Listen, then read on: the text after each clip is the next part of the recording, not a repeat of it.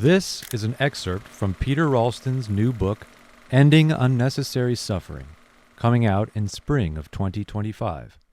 Narrated by Ethan Martin. What conceptual activities create inner turmoil and internal struggle, the sense of being personally flawed, produce the drive to keep constantly busy or distracted in order to avoid depression, and so on? You may not see these concepts right away, since so much is overlooked and taken for granted as the way things are. You have to dig into it. If you look, however, you can discover there is actually a mental activity taking place that is necessary to generate all of these things. Can you isolate the idea or imagining that generates such activities as fretting, worrying, fearing, hurt feelings, jealousy, revenge, scheming, desiring, longing, craving, or dissatisfaction?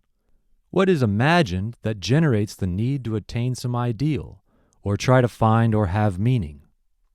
If you make a distinction between what is, an experience of what is really occurring as life in present time and only in present time, and only what is objectively or really occurring without the influence of concepts related to things not present, and what isn't, you can separate out what isn't from what is, and experience being in life as it is, not life as it isn't, or should be, or might be, or could be.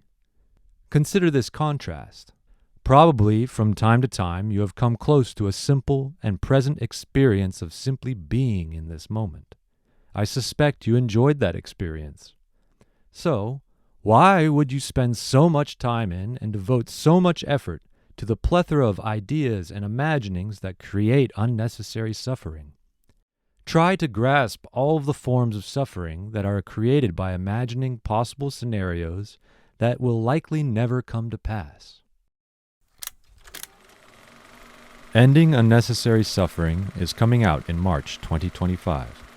To get on the pre-sale list, check the link in the description.